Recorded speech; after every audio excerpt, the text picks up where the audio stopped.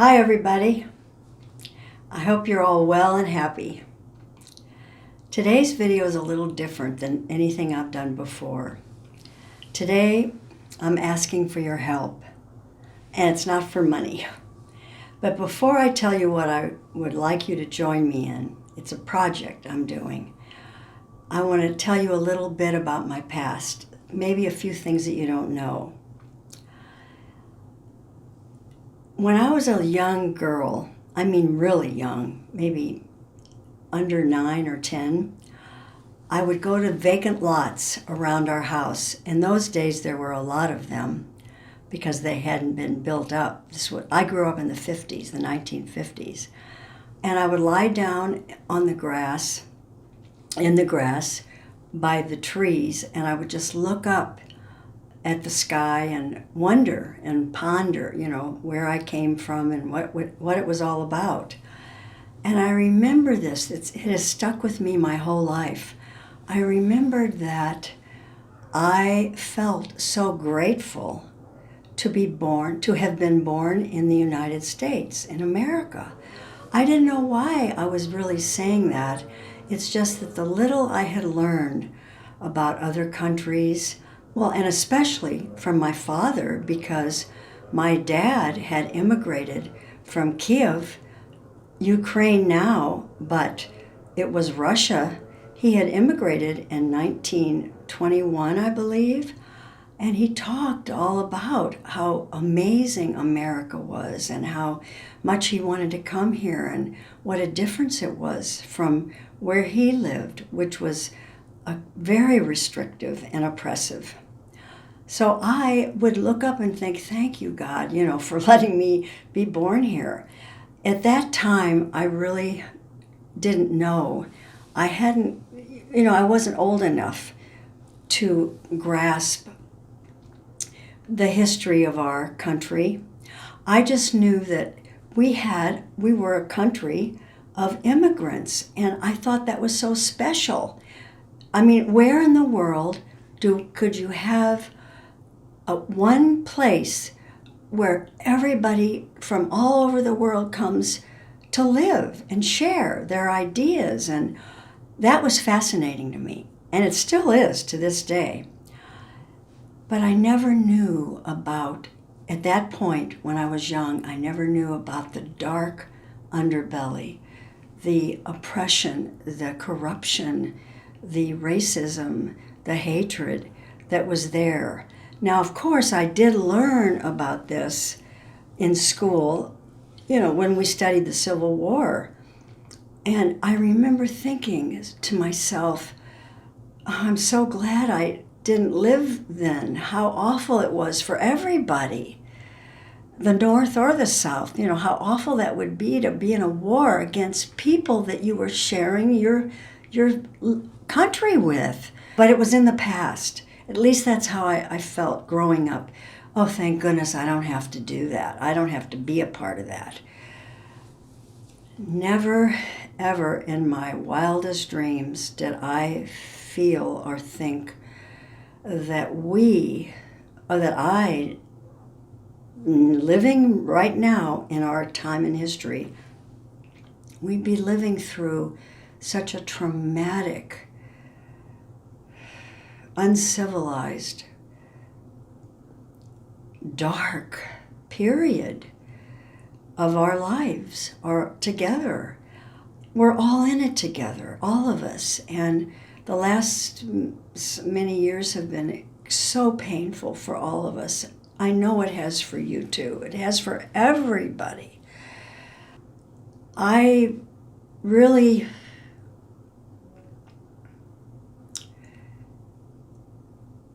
awakened, you might say, to the problems that we're having, or the seriousness of our existence as a united country. On January 6th, when we had this horrible insurrection, and I watched every bit of it. I mean, I'm sure many of you did. It was horrifying to see so many souls angry and hating and fighting, and because they didn't agree with whomever the country had elected. Unfortunately, most of the rioters made up about, I'm pretty sure, almost all white men. And it saddens me so much to think how scared they must be, how fearful these people are. I know when you look at them, they were so angry and so violent. You might think, what are you talking about? How could they be afraid? That's just my belief. It's my personal belief that people that are so prejudiced and racist and angry and willing to fight their fellow human beings, they have to be afraid of losing what they think they have. What they don't understand is when we all share together all of our different marvelous races and cultures and immigrants and people from all over this world, when we share and work together, we all survive. We're all happier. We're all in a better, much better place. So I'm sure a lot of you agree with me. I know you do, because I've been on social media as well as you have, and many people are just heartsick about what happened that day. And today, I am here to thank the brave heroes of the police departments, the Capitol Police Department, the Municipal Police Department in DC, and all of the people that joined together to save our democracy. We came this close to losing it. In fact, we're on life support right now. It's very scary, but there is hope. And I have something I'm going to talk about in a few minutes. I need your help with something. I'm calling us the light people. And by what I mean by that is people who are loving, kind, caring, thoughtful, and want to share their resources and their talents and their everything they have with each other, instead of trying to hoard it or save something by lying, cheating, and covering up and creating illusions, creating falsehoods that really aren't true at all. And that's what I'm here to do. In a few minutes, I'll tell you about my project that I'm on. But I want to talk about that actual day, January 6th. I am sure, like everybody, you were glued to your TV, because we found out very quickly what was happening. It was so horrifying to me to see all those officers.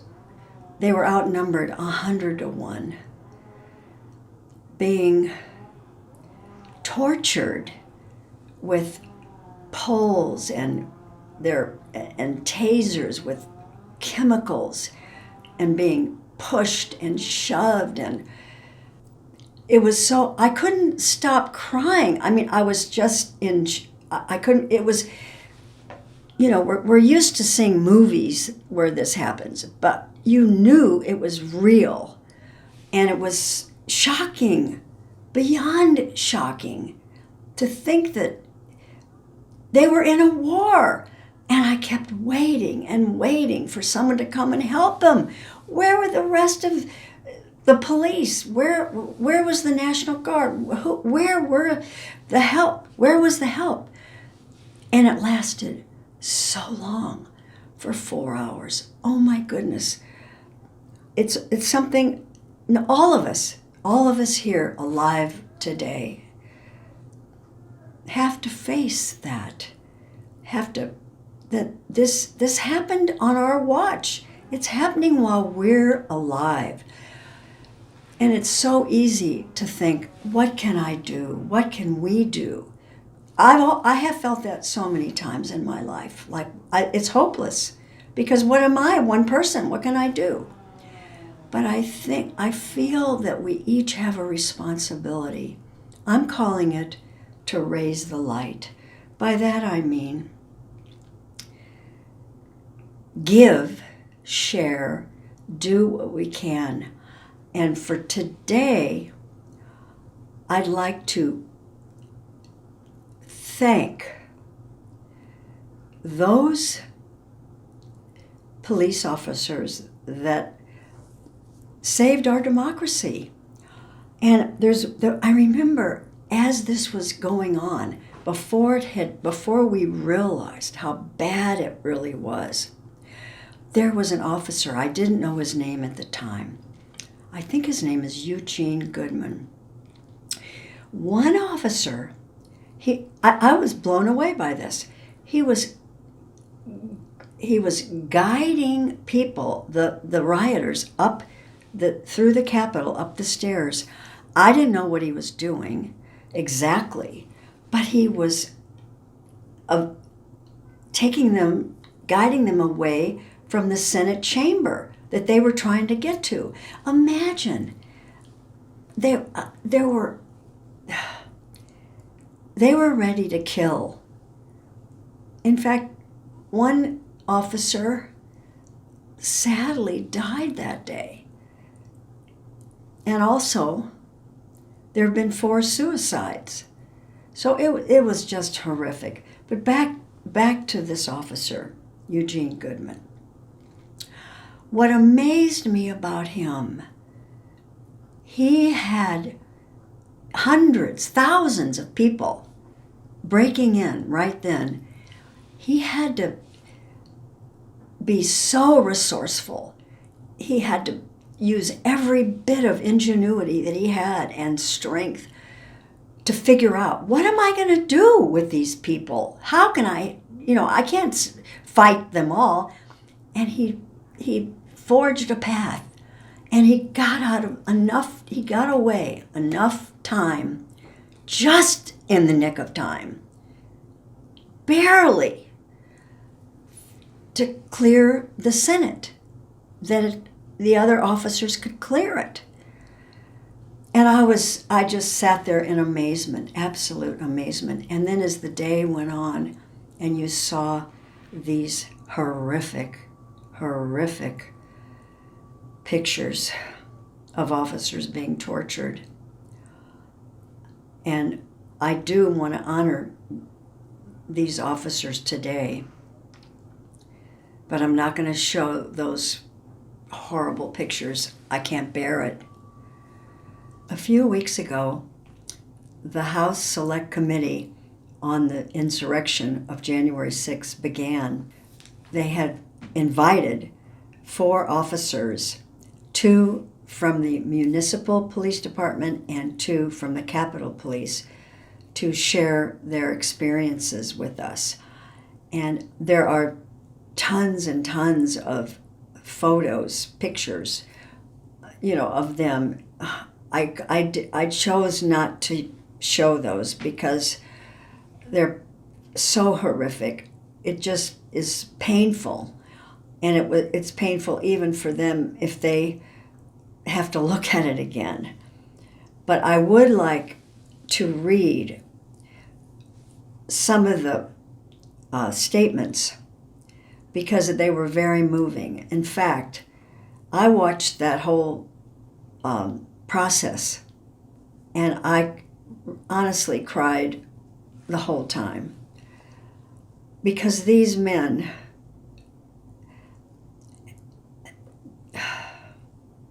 they're going to have PTSD for a long time. Emotionally, physically, spiritually, intellectually, every way they were damaged. But there is hope. And I just want to share this. I'm not comparing myself to anything they did, but I did have PTSD. I had it for about 15 years. I was sexually assaulted many years ago, many years ago, and it took me, my life took a very bad turn after that, and I was quite a sick woman, and I needed help, and I'm praying that these men are going to get help. I believe they are from their comments when they shared their experiences. But I'm going to read a few of the things they said in case you didn't see it that day or you didn't want to, because my project includes these men and their family. So I'd like to read a few. Read something that they've said. One of the first speakers was Officer Aguilino Ganell. He said it was horrific and devastating. He and his fellow officers were pinched, pushed, punched, kicked, shoved, sprayed with chemical irritants, and blinded with eye-damaging lasers. He was beaten with a flagpole. He could hear officers screaming in agony, and he heard specific threats on the lives of Nancy Pelosi and then Vice President Pence. He felt crushed. He felt himself losing oxygen and recalled, "This is how I'm going to die. But I'm being trampled, defending this entrance to the Capitol."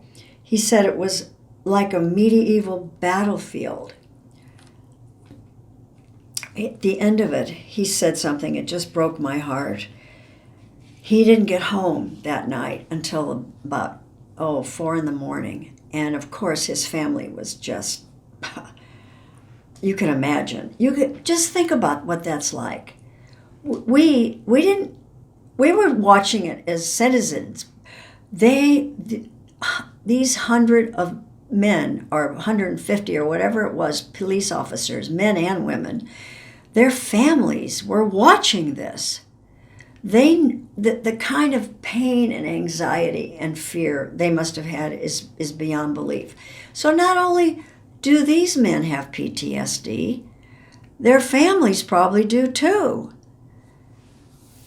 He said when he got home at 4, his wife just wanted to hug him and kiss him so badly, and he couldn't. He had to push her away because he was so covered in chemicals.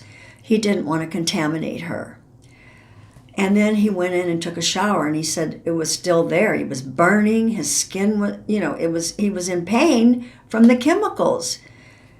And then he tried to go to sleep. He said, I don't know if he went to sleep, but he went back for a couple of hours, and then he got up and returned to the Capitol. This is how much these officers cared about their job and helping us and the Congress people and the Capitol. It was just unbelievable.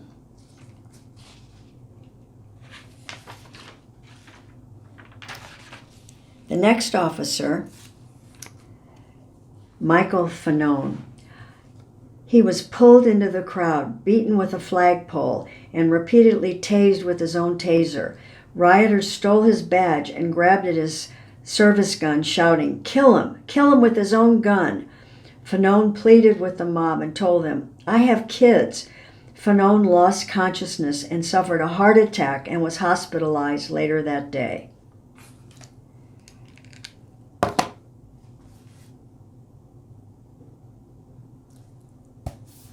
it's really horrible. The next officer is Harry Dunn. He said there were racist attacks to him and fellow officers of color. The rioters fought against them, not only because they were officers protecting the congressional community, but because they hated their skin color. There were flags, signs, and symbols of racist, white supremacist groups displayed at the riot. This hurt him as much as, if not more, than the physical pain. I'm sure. The next officer is Officer Daniel Hodges. Daniel Hodges, he was the one that he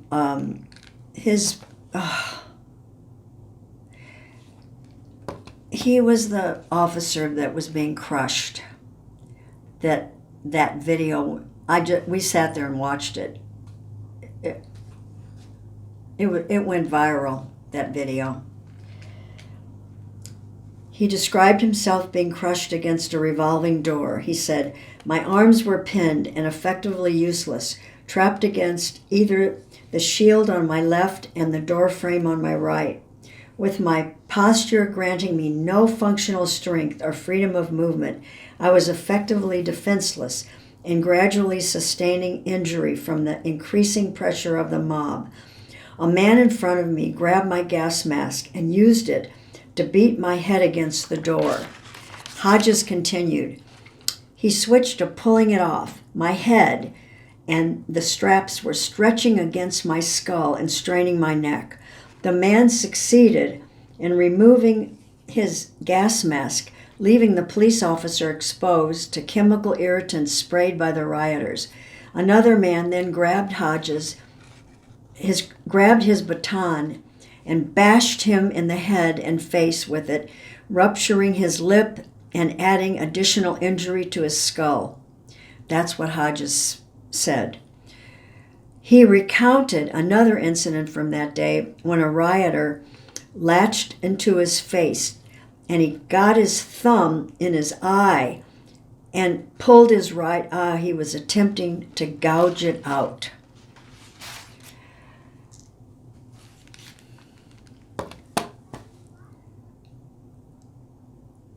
Can you imagine the pain that they've been in and will continue to be in, as well as their families and their friends? This is what my project is. I want to thank these men, not by email. First of all, we don't have their email. Emails can be deleted, hacked into.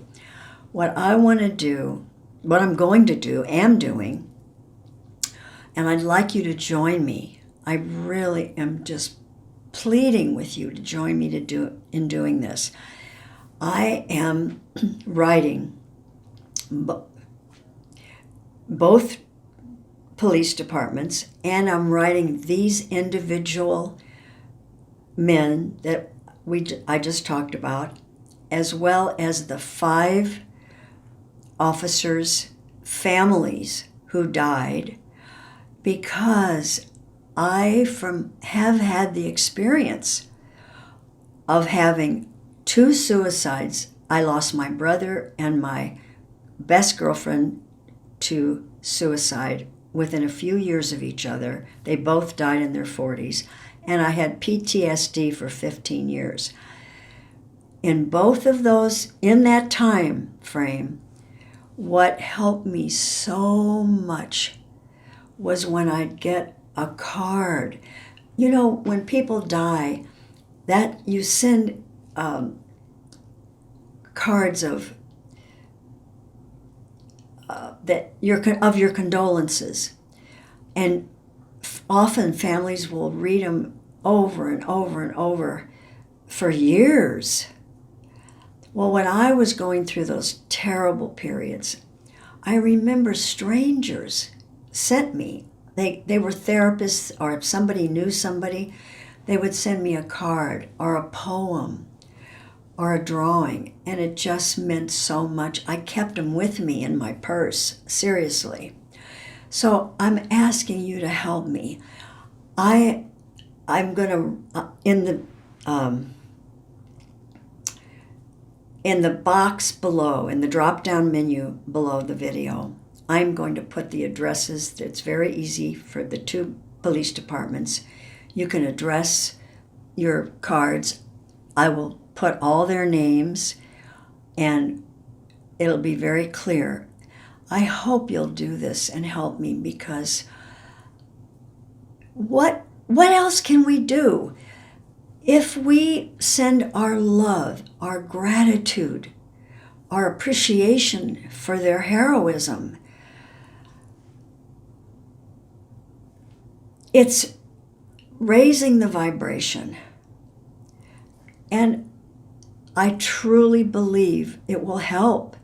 It will help all of us, because the darkness, the dark, destructive, very ugly energy has taken over. It's come out of the woodwork. I wish it would go back under the shadows and into the hole, but it's here. And I feel it with enough love and caring and giving, we can help this. And we don't know these men personally, but just in my comments from some of my videos, and also what I've read on other people's sites, people have asked, how do I get in touch with these people? How can I thank them? So that's what I'm asking you to do today. It would mean so much to me, and I know it'll mean a lot to these men. And please, please share this video with whomever you feel will, wanted to hear this knowledge and help us out. It's a big project. I mean, it's important. Let's flood those police departments with our support, our love and caring. I know you'll feel good about it. I know I do. For today, I hope you stay well, with love.